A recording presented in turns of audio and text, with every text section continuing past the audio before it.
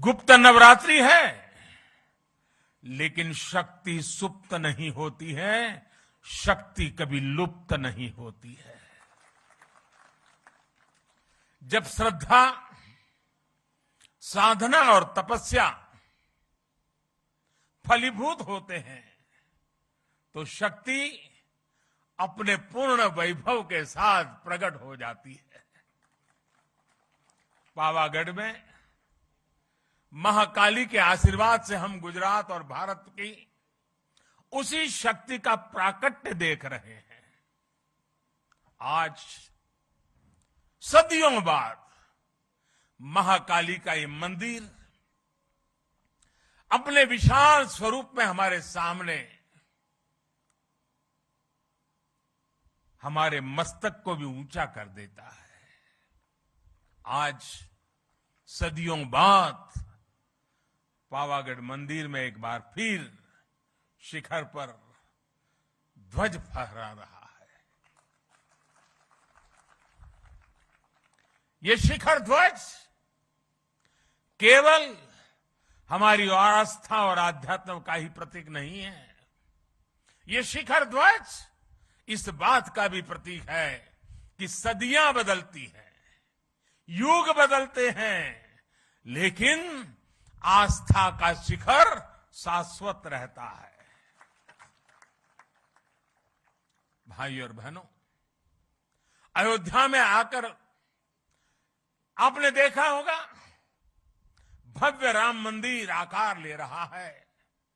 काशी में विश्वनाथ धाम हो या फिर मेरे केदार बाबा का धाम हो,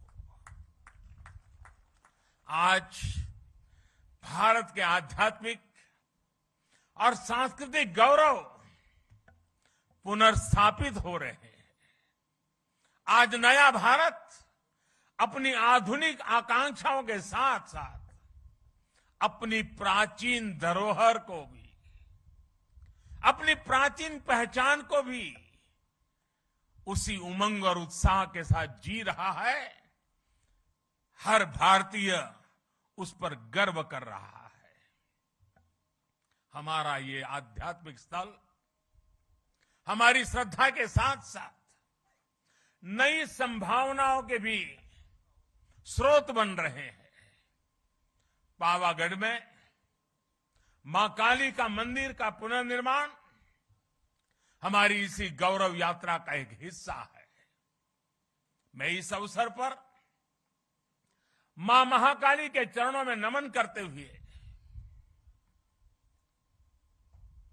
आप सभी को हृदय से बहुत बहुत बधाई देता हूं। आज का ये अवसर सबका साथ, सबका विश्वास और सबका प्रयास का भी प्रतीक है। साथियों, अभी मुझे मां काली मंदिर में ध्वजारोहण और पूजन अर्चन का सौभाग्य मिला है।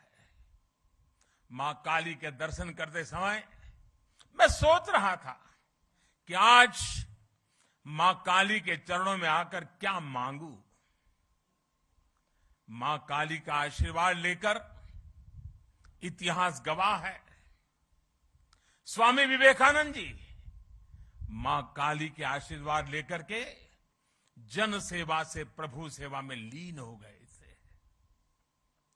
मां मुझे भी आशीर्वाद दे कि मैं और अधिक ऊर्जा के साथ और अधिक त्याग और समर्पण के साथ देश के जन जन का सेवक बनकर उनकी सेवा करता रहूं।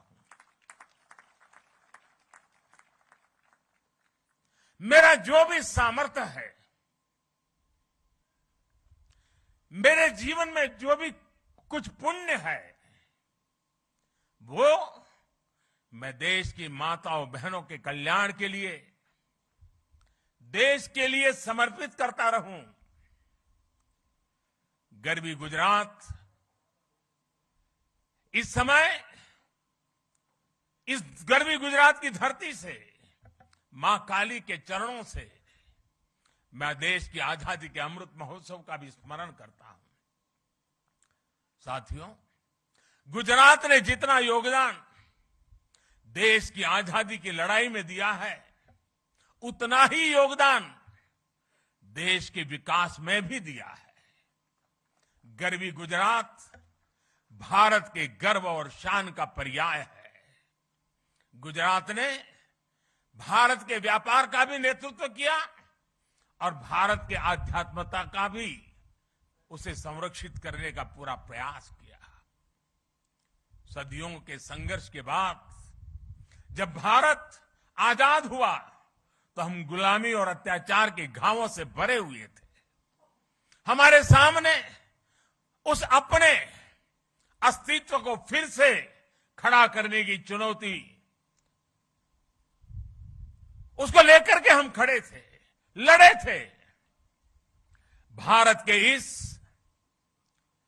सांस्कृतिक आजादी की शुरुआत भी सरदार साहब के नेतृत्व में गुजरात से ही हुई थी। सोमनाथ मंदिर का पुनर्निर्माण राष्ट्र के पुनर्निर्माण के संकल्प के रूप में हमारे सामने आया।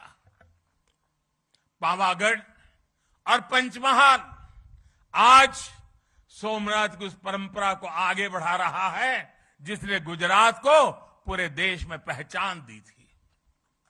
आज जो ध्वजा फहराई गई है वो केवल महाकाली मंदिर की ध्वजा नहीं है, बल्कि गुजरात और देश के सांस्कृतिक गौरव की ध्वजा भी है।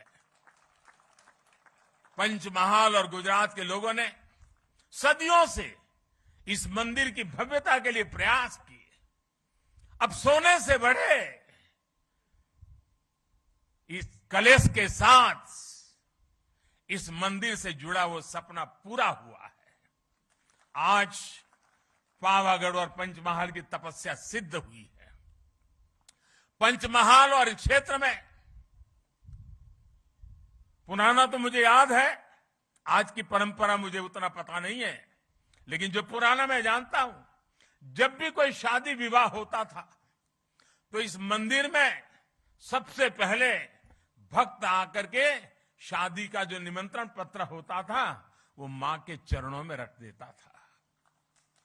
और मुझे पता है उस समय तो जो यहां पुजारी और पंडित लोग हुआ करते थे वो शाम की आरती के समय दिन भर जितने ऐसे निमंत्रण आए हैं उसको पढ़ करके मां को सुनाते थे, भक्ति भाव से सुनाते थे। सुरेंद्र काका कह रहे हैं आज भी चल रहा है। बाद में आशीर्वाद में माता की तरफ से मंदिर से जिन्होंने निमंत्रण भेजा है उसे उपहार भी जाता है। कितना बड़ा सौभाग्य। और परंपरा लंबे अरसे से चली आ रही है, लेकिन माता ने इस बार हम सबको आज सबसे बड़ा उपहार दिया है। माता के दरबार का कायाकल्प और ध्वजारोहण। मैं समझता हूं हम भक्तों के लिए, शक्ति उपासकों के लिए इससे बड़ा उपहार क्या हो सकता है। और मां के आशीर्वाद के बिना ये संभव भी कहां हो सकता है। यहां श्री कालिका मंदिर को लेकर जो कार्य हुए हैं उसमें एक खास बात और है।